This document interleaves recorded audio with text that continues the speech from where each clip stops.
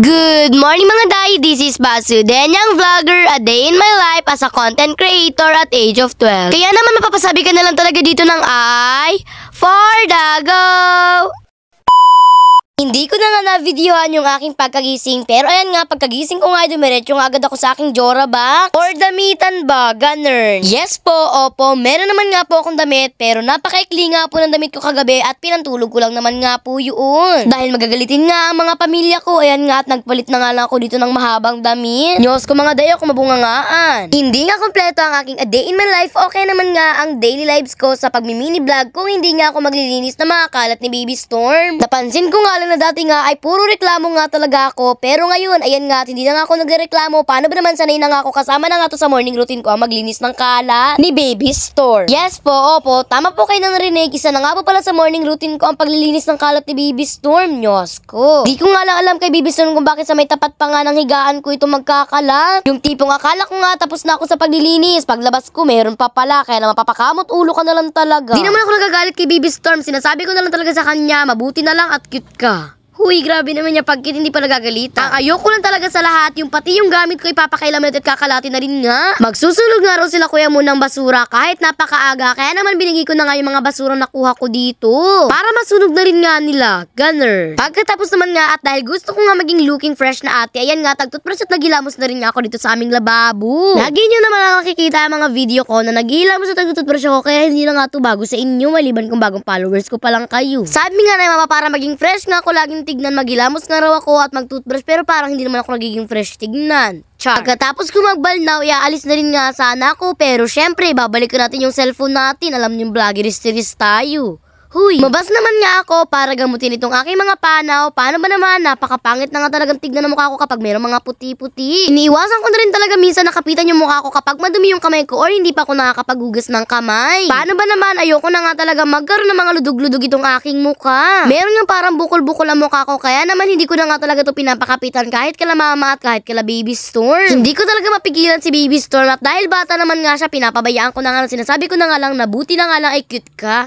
Huy, ulit-ulit naman si ate mo. Cute naman kasi talaga si Baby Storm. Nagpapalaman nga ako dito ng tinapay at dahil busog naman nga ako, hindi ko naman nga uubusin lahat ng tinapay dito. Isa nga lang kakainin ko. Bigla nga nagaya si ate Win na magbike at nag-aya rin naman nga sila kuya mo na magpainit at maglakad-lakad daw sa kalsada. Kaya naman ayan nga at for the go na nga ako kahit may kinakain pa. At dahil laging ang malamig ang panahon at laging umuulan dito sa amin, ngayon na nga na nagkaroon ulit ng init. Kaya naman ayan nga at magbabike nga kami ni ate Win. Kaya naman kapag umiinit nga ang panahon, lagi nga si Win ginigising ni mami niya para makapagbike nga. Paano ba naman, minsan lang talaga uminit dito, pero sana nga ituloy-tuloy na nga ang pag-init. At dahil nga napakahirap naman talagang sumunod kay Ate Win at tumakbo, ay napagod na rin nga ako at napagod na rin nga si Ate Win kakapidal. Kaya naman ayan nga at nagpahinga na muna kami. Pumunta na muna nga ako sa bahay para makapagkape at Milo nga dito, pero Milo pa rin ang pipiliin ko. Huy, magtitimpla na nga ako dito ng Milo. Paano ba naman? Gusto ko nga painitan ng aking tiyan, kaya naman for the go na to. Kumuha nga lang ako ng baso at nilagyan ko nga ito ng mainit na tubig. Hindi ko na nga ito ginagawang maligamgam at mainit na talaga ito. Paano ba naman? Gusto ko nga. Trip ko lang, ganun. Depende nga sa aking mood kung gusto kong haluan ng medyo malamig na tubig at depende rin naman sa mood ko kung ayaw ko.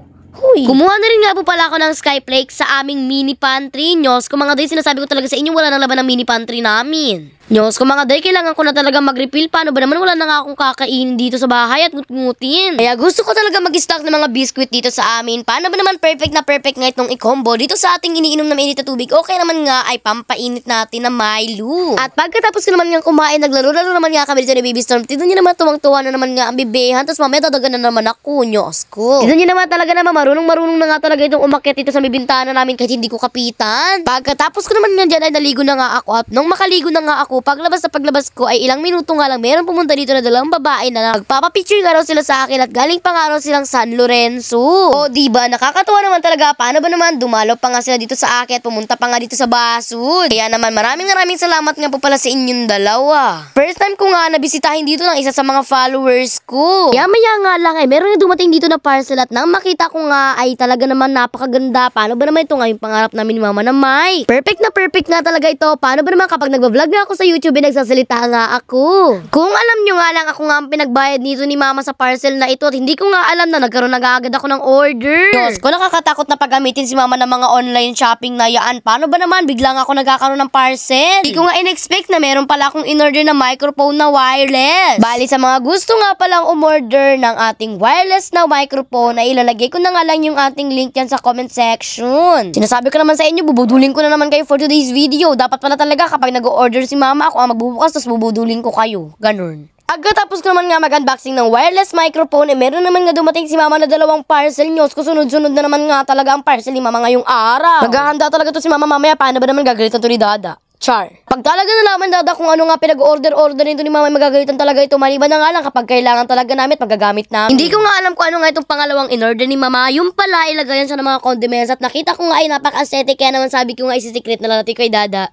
Huy, wag ganon. Alam ko naman na okay lang yung kay Dada. Paano ba naman kakailanganin din naman namin to? At ang organizer rin to ng kitchen namin para maging maganda ako ay yung kitchen pala namin. Pangarap kasi talaga namin ni mama sa kitchen namin ay white and brown talaga. Team puti at team kahoy talaga ang pangarap namin sa kitchen. Tapos sa kwarto ko naman nga gusto ko white, pink, at pati na rin nga ang brown. Syempre, di mawawala ang brown. Or parang kahoy ba, ganun. Kung gusto nyo ring mag-order nito, ilalagay ko na nga lang yung link sa comment section. Bali, i-rate ko nga ang mga bagay na in-order ni mama for today's video. Bali, i-rate ko nga yung ating wireless microphone na 9 out of 10. Paano ba naman napakaganda nga naman talaga? At sobrang lakas pa. I-rate ko naman nga ito mga lagay ng condiments si mama ng 10 out of 10. Paano ba naman may kasali na nga siyang label dito? Buti pa nga ito may label kayo wala. Char. Tapos aesthetic pa nga yung color niya. Saan ka pa? Sa akin. Char. Dumako na nga tayo sa pangatlong parcel ni mama. Siya na nga nagbayad dito. Iwan ko nga kung bakit. Ito nga yung pinakamura. Huy. Ayan nga, dali ko na nga itong binuksan. Paano ba naman excited na nga talaga ako. At nang mabuksan ko na nga ito, nagulat nga ako. Paano ba naman lagayan nga siya ng mga sabon or kaya naman nga sponge, ganun. Para siya lagayan ng mga sponge, sabon, joy, yung parang ganun-ganun ba? Huy,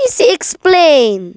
Kung gusto nyo rin nga nito, ilalagay ko na nga lang yung link sa comment section. Ilirate ko nga ito ng 10 out of 10. Paano ba naman napakaganda nga talaga at ma-organize na naman nga ang kitchen namin. Bali, yun lang naman nga for today's video. Kung bago ka pa nga lang sa aking video, mag-follow ka na nga para lagi kang updated sa mga video ko. Mga kaganapan ko na rin sa buhay. Tapos na nga ang ating video, kaya naman wag na wag nyo kakalimutan na mag-like, follow, comment, share, subscribe sa page namin. Yun lang, salamat pa, Ben. God bless. Ang ingay ng mga aso.